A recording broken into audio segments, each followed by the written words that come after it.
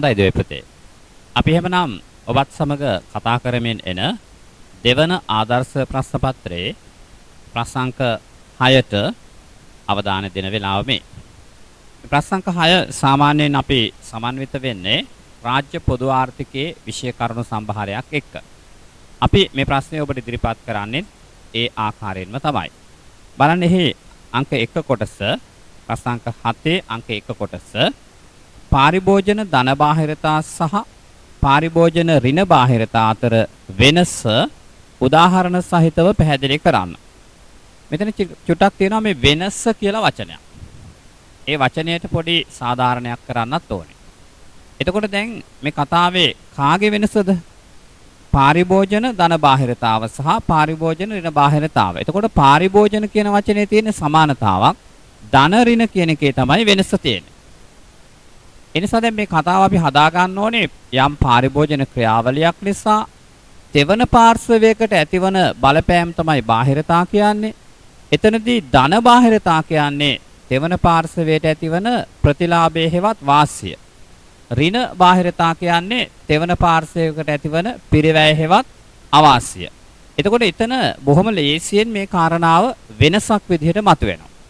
ඒතර උදාහරණයක් තමයි නිර්මාණාත්මකව සහ නිවැරදිව ඉදිරිපත් කිරීමේ හැකියාව ඔබෙන් අපේක්ෂා කරන්නේ. සාමාන්‍ය ඔබට පුළුවන් ධන බාහිරතාවලට උදාහරණයක් දෙන්න අධ්‍යාපනය. කෙනෙක් තමන්ගේ කාලය ධනය ශ්‍රමය වැය කරලා ලබන අධ්‍යාපනයෙන් අවට සමාජයට ඇති වෙනවා දිරිගැන්වීමක් ඇති වෙනවා ආදර්ශයක් ඇති වෙනවා සාමකාමී බවක් ඇති වෙනවා බුද්ධිමය සමාජයක් නිර්මාණය වෙනවා සමාජීය වාසි ගොඩක් තියෙනවා. එතකොට අවාසියකට ගන්න පුළුවන් දුම් වැටි මත්පැන් වගේ දේවල් පරිහරණය කරනකොට ඒ හරහා අවට සමාජයට ඇතිවන සෞඛ්‍ය ගැටලු සදාචාරාත්මක ගැටලු කලහකාරී තත්වයන් අප්‍රසන්න භාවයන් ඉතින් මේ සියල්ල යම් තලයකට එකට එකතු කරලා පුංචි ලස්සන උත්තරයක් ඔබ නිර්මාණය කරන්න ඕනේ. සාමාන්‍යයෙන් මෙන්න මේ වගේ උත්තරයක් වුණොත් හොඳ වෙයි. පාරිභෝජන ක්‍රියාවලියක් හේතුවෙන්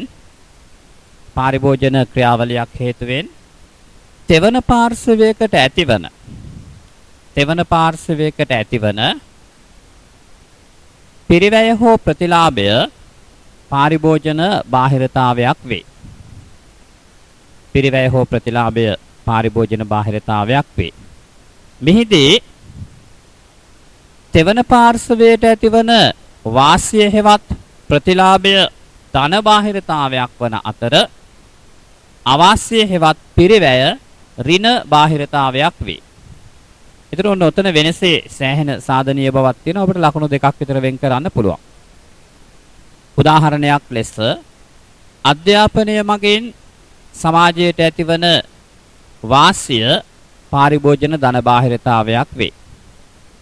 මත්පැන් දුම්වැටි අනාදිය භාවිතයෙන් සමාජයට ඇතිවන හානිකර තත්වය ඍණ බාහිරතාවයක් වේ. මා හිතනවා ඔබට ඒ අදහස් ඉදිරිපත් කිරීමේ හැකියාව තියෙවි. අපි බලමු එහෙමනම් මෙහි දෙවෙනි කොටසට රාජ්‍ය වියදම් වර්ග කළ හැකි ආකාර කෙටියෙන් පැහැදිලි කරන්න. දැන් මේ රාජ්‍ය වියදම් වර්ග කරනකොට ගොඩක් අය කරන වැරදි තියෙනවා. එතකොට ඒ තමයි හුඟක් අය කල්පනා කරනවා මේ ආර්ථික වර්ගීකරණය පමණක් ඉදිරිපත් කරන්න. දැන් ආර්ථික වර්ගීකරණය කියලා කියන්නේ මොකද්ද? රාජ්‍ය වියදම කඩනවා ඉස්සෙල්ලාම වර්තන වියදමයි, ප්‍රාග්ධන වියදමයි, සුද්ධ ණය දීමයි. ප්‍රාග්ධන හා සුද්ධ ණය දීම කියලා ගන්න අවස්ථා බහුලයි. අර වර්තන වියදම ඊළඟට කඩනවා භාණ්ඩ හා සේවා මිලදී ගැනීම මත දරන වියදම්, ණය පොලිය සඳහා දරන වියදම්, කුටුම්බ වෙත කරන පැවරුම්. එහෙම ලියලා ගෙදර එනවා. නමුත් මේක අහන්නේ රාජ්‍ය වියදම වර්ගීකරණය. එතකොට ඔయిత වඩා තව පුළුල් වෙන්න ඕනේ. ඔබ ඒ ඉදිරිපත් කළේ රාජ්‍ය වියදම් වර්ගීකරණය කරන්න පුළුවන් පදනම් වලින් එකක්. තවත් පදනමක් තියෙනවානේ. කාර්යයන් අනුව වර්ග කරන්න පුළුවන්නේ. එතකොට සාමාන්‍ය පොදු සේවා, සමාජ සේවා, ආර්ථික සේවා වෙනත් එහෙම වර්ගීකරණයකුත් තියෙනවා. ඉතින් ඒ නිසා මේ සියල්ල සැලකිල්ලට අරගෙන ඵලදායී උත්තරයක් තමයි උසස් පෙළ විභාගයකදී ජීවිතයේ තීරණාත්මක අවස්ථාවක් සාර්ථක උත්තරයක් ලෙස ඔබ ගොඩනගනකොට හරිය පරිස්සම් වෙන්න ඕනේ. හොඳයි අපි ආදර්ශ උත්තරයක් නිකන් හිතමු ලියන්න. රාජ්‍ය වියදම් වර්ගීකරණය ප්‍රධාන පදනම් දෙකකින් සිදු කරයි. රාජ්‍ය වියදම් වර්ගීකරණය ප්‍රධාන පදනම් දෙකකින් සිදු කරයි. එකක් තමයි ආර්ථික වර්ගීකරණය. ආර්ථික වර්ගීකරණය. දෙවෙනි එක තමයි කාර්යයන් අනුව වියදම් වර්ග කිරීම. කාර්යයන් අනුව වියදම් වර්ග කිරීම. ඒතර ඡේදයකට එන්න පුළුවන් ඔබට ආර්ථික වර්ගීකරණය තුළදී වර්තන වියදම, ප්‍රාග්ධන වියදම සහ සුද්ධ ණය දීම ලෙස වර්තන වියදම, ප්‍රාග්ධන වියදම සහ සුද්ධ ණය දීම ලෙස වියදම් පළමුව වර්ග කරයි. එහි වර්තන වියදම තුළදී භාණ්ඩ හා සේවා මිලදී ගැනීම, ණය පොලිය ගෙවීම, කුටුම්බ පැවරුම් ලෙස නැවත වර්ගීකරණයක් කළ හැක. කාර්යයන් අනුව වියදම් වර්ග කරන විට පහත කාර්යයන් හඳුනා ගැනීම. අපිට ගන්න පුළුවන් එකක් ආර්ථික සේවා, ඊළඟට සමාජ සේවා, ඊළඟට සාමාන්‍ය පොදු සේවා, ණය පොලිය සහ වෙනත්. ඉතින් මෙන්න මේ ආකාරයට සාමාන්‍යයෙන් බොහොම සාධනීය සාධාරණ උත්තරයක් ඔබ ලියන්න ඕනේ, ටිකක් පුළුල්ව ලියන්න ඕනේ. ඊළඟට බලන්න යහපත් බදු ක්‍රමයක් තුළ පැවතිය යුතු ගුණාංග සඳහන් කරන්න. බදු වලට සමහර වෙලාවට තමන්ගේ ආදායමෙන් කොටසක් ගෙවන්න වෙන හින්දා පෞද්ගලිකව විශාල ප්‍රසාදයක් කෙනෙක්ගේ නැති වෙන්න පුළුවන්. ඒ වුණාට එයින් පොදු අරමුදලක් බිහි වෙනවා. ඒ බිහිවන පොදු අරමුදලින් රටේ දිලිඳු පිරිසට තමන්ගේ ජීවිත ඉහළ නංව ගන්න යම් ආකාරයක දායක වීමක් වෙනවා. රටේ ආර්ථිකය දියුණු කිරීමක් සිද්ධ වෙනවා. රටේ පරිපාලන ක්‍රියාවලිය ශක්තිමත්ව කරගෙන යන්න ඒක ආධාරකයක් වෙනවා. මෙහෙම බැලුවහම රටක් සාර්ථකව ඉස්සරහට යන්න, රටක් සාධනීය ලෙස පවත්වාගෙන යන්න මේ බදු අරමුදල සෑහෙන දායකත්වයක් දෙනවා. ඒතර බදු ගෙවන කෙනෙක්ගෙන් ඒ දායකත්වයේ සඳහා ලොකු ශක්තියක් වෙනවා. ඒ නිසා කෙනෙක් බද්දක් ගෙවන එක ඒ පුද්ගලයාට පොඩි අභිමානයක් තියෙන දෙයක්. ඒ රටට ජාතියට ඔහුගෙන් සිද්ධ වෙන එක්තරා විදිහක විශිෂ්ට සේවාවක ස්වභාවයක් එක ගන්නවා. ඒත් මේ අභිමානය මේ සාධනීය සේවාවකට කරන ඇගීම කියන එකට වඩා මේක නාස්තියක් බවට පත් වෙනවා, දූෂණයක් බවට පත් වෙනවා. ඒ නිසා මේක ගෙවන්න මම කැමති නෑ වගේ කියන සිතුවිල්ලක් තමයි බහුතර සමාජයක තියෙන්නේ. ඒ නිසා මා විශ්වාස කරන දෙයක් තමයි මේ බදු අරමුදල පරිපාලනය කරන ඕනම රජයකට වගකීමක් තියෙනවා. රටේ ජනතාව විසින් ගෙවන බද්දට සාධාරණයක් කරන බව ඇඟවෙන්න. ඒ සාධාරණය ඇත්තටම ජනතාවට දැනෙන්න සිද්ධ කරන්න. එහෙම වුණොත් මීට වඩා ගොඩාක් මේ බදු ගෙවීම සම්බන්ධයෙන් බදු ගෙවන පිරිසට ලොකු අභිමානයක් හා උනන්දුවක් සාපි කෙනවා සානුබලයක් එයි. කොහොම වුණත් අපි සිද්ධාන්තමය වශයෙන් බද්දක් තුල සාමාන්‍යයෙන් තියෙන්න ඕන කියලා හිතන යහපත් ගුණාංග කීපයක් ලියන්න ඕනේ. හොඳයි, ලියන්න එක සාධාරණත්වය.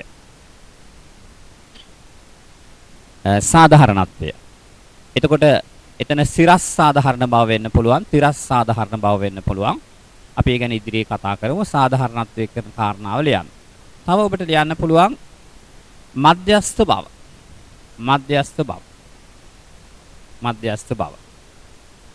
තව ගන්න පුළුවන් සරල බව.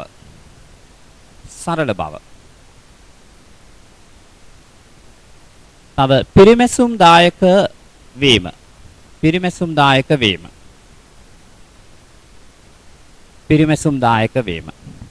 තව නිශ්චිත බව. බද්දක තියෙන්න ඕන එක නිශ්චිත බව. ඊළඟට සානුබලතාවය. මම ඔබට කාරණා කීපයක්ම යෝජනා කළා. ඉතා ජනප්‍රිය නිවැරදි විෂය කරුණු. ඔබට පුළුවන් ඒ අතරින් කරුණු 4ක් හෝ ඊට වැඩි ප්‍රමාණයක් ඔබේ උත්තරේ බවට පත් කරලා මේ වගේ ප්‍රශ්නයක් ආවොත් එහි අදාළ කරන ලකුණු ටික බොහොම හොඳින් ලබා කියා ගන්න. බලන්න ඊළඟට අපි එනවා 7 වෙනි ප්‍රශ්නේ 4 වෙනි කොටසට. ශ්‍රී ලංකාවේ 2019 සලකන විට මුළු ආදායම මගින් වර්තන වියදම පෙව ගැනීමට ඇති හැකියාව කෙසේදයි පරීක්ෂා කරන්න. එවැනි තත්ත්වයක් යටතේ බදු ප්‍රතිශත පහත දැමීමේ සහ රාජ්‍ය වේදම් ඉහළ යන ආකාරයට තීරණ ගැනීමේ හැකියාව කෙටියෙන් පැහැදිලි කරන්න. දැන් එතකොට මෙන්න මෙතන අපි පොඩ්ඩක් බලන්න ඕනේ අපේ බදු ආදායම කොහොමද කියලා. දැන් අපේ රටේ අපේ බදු ආදායම ගත්තාම දලදේශීය නිෂ්පාදිතයෙන් 11.6ක් විතර වගේ තියෙනවා. අපේ රටේ බදු ආදායම දලදේශීය නිෂ්පාදිතයෙන් 11.6ක් විතර තියෙනවා. ඒතර බදු නොවන ආදායම ගත්තාම බදු නොවන ආදායම අපි මේවා බැංකු වාර්තාවෙන් පරිශීලනය කරලා ගන්න ඕනේ. මේක තියෙනවා 100ට 1ක් විතර වගේ. එහෙමනම් මුළු ආදායම තියෙනවා එතකොට දලදේශීය නිෂ්පාදිතයේ ප්‍රතිශතයක් විදිහට අපිට ලේසි මෙහෙම කතා කරන එක 12.6ක් විතර වගේ. දැන් මේක තමයි එක තත්වයක් මේ ගානේ අහන. මේක අහනවනේ මුළු ආදායම ගැන. ඊට පස්සේ බලන්න ඕනේ අපේ රටේ වර්තන වියදම කොහොමද කියලා. වර්තන වියදම තියෙනවා අපේ රටේ දලදේශීය නිෂ්පාදිතයේ ප්‍රතිශතයක් විදිහට ගත්තාම 15.3ක් විතර වගේ. එතකොට දැන් බලන්න අපේ ආදායම තියෙන්නේ 12.6ක් වියදම 15.3ක්. එතකොට මේ අතර 2.7ක හිඟයක් තියෙනවා. එතකොට වර්තන ශේෂයේ හිඟය තියෙනවා 2.7ක. මේක තමයි රටේ පවතින 2019 සංඛ්‍යා දත්ත අනුව සැබෑ තත්ත්වය. දැන් මේක හොඳට බලන්න. බදු වලින් මේ රට උපයගෙන තියෙන්නේ දලදේශීය නිෂ්පාදිතයෙන් 11.6ක ප්‍රමාණයක්. බදු නොවන ආකාර වලින් උපයගෙන තියෙනවා 100ට 1ක්. ඒ අනුව රටේ සමස්ත ආදායම තියෙන්නේ 12.6ක ප්‍රමාණය. එතකොට නිකන් 12.6ක ආදායමෙන් 15.3ක නඩත්තු වියදමක් දරන්න ඕනේ. ඔබ හොඳට කල්පනා කරලා බලන්න. හොඳට හිතලා බලන්න මේ හැකියාව පැහැදිලිවම හැකියාවක් නෙමෙයි නොහැකියාවක්. 2.7ක හිඟයක් තියෙනවා. මේ තමයි රටේ 2019 පවතින සැබෑ තත්ත්වය. විවිධ කතන්දර තියෙන්න පුළුවන්. එතකොට දැන් මෙහෙම තිබියදී කෙනෙක් කියනවා නම් අපි බදු අඩු කරනවා.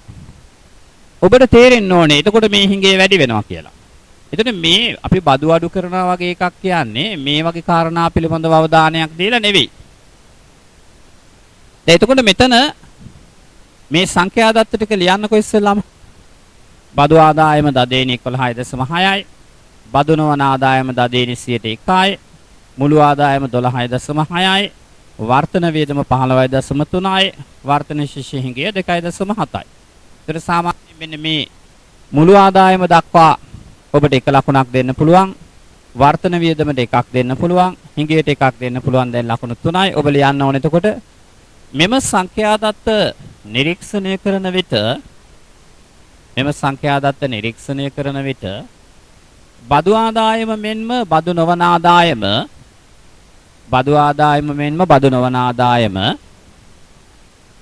එම මට්ටමේ රැක ගැනීම හා ඉහළ නංවා ගැනීම. එම මට්ටමේ රැක ගැනීම සහ ඉහළ නංවා ගැනීම අවශ්‍යතාවයක් බව පෙනේ. වර්තන වියදම සලකන විට එය තවදුරටත් ඉහළ යාම නොව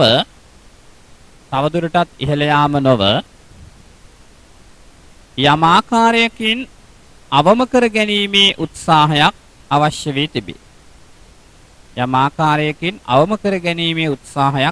වී තිබේ. මෙසේ ආදායම් වැඩි කර ගැනීම සහ වර්තන වියදම් අඩු කර ගැනීම කළ හැකි නම් වර්තන ශිෂ්‍යයේ හිඟය අඩු කර ගැනීමට හෝ ඉවත් කර ගැනීමට හැකියාවක් ලැබේ.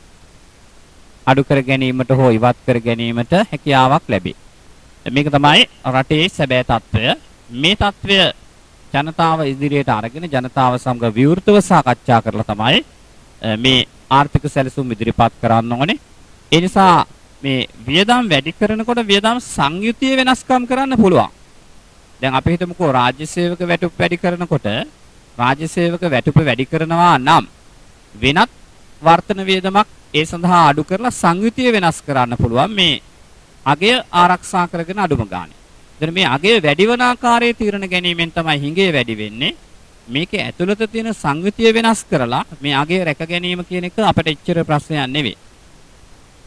ඒ නිසා යම් කිසි කෙනෙක් බදු ආදායම් ඉහළ නංවන ආර්ථිකය සංවිධානය කරලා තිබුණා නම් බදු නොවන ආදායම් ඉහළ නංවන්නට සමත් වෙලා තිබුණා නම් ඒ පිරිස රටට හිතකර තත්ත්වයක් නිර්මාණය කරලා තියෙනවා.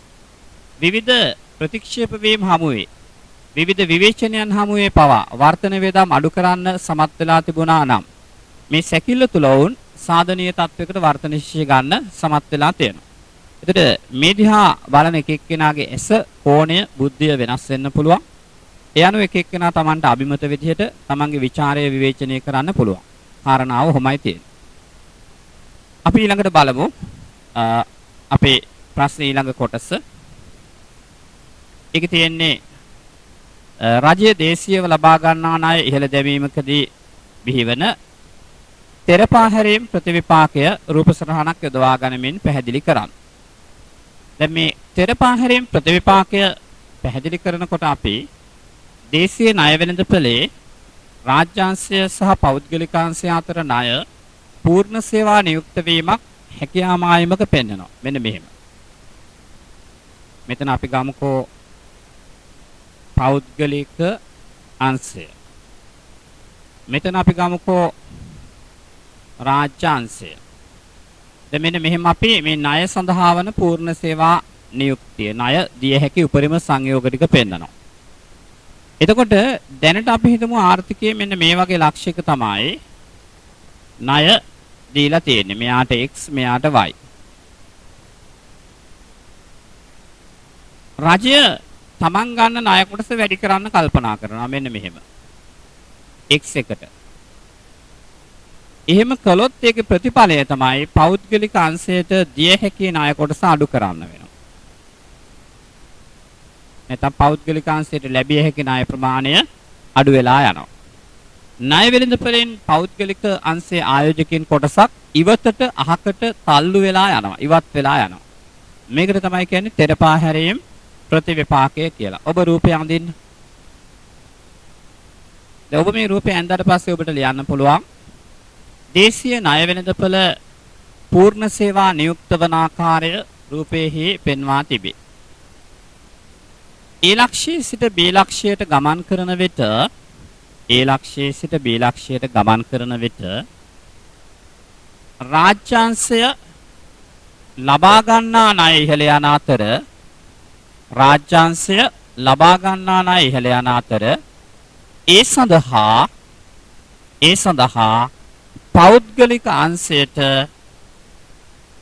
පෞද්ගලික අංශයට ණය වෙළඳපොලෙන් ඉවත් වීමට සිදුවේ.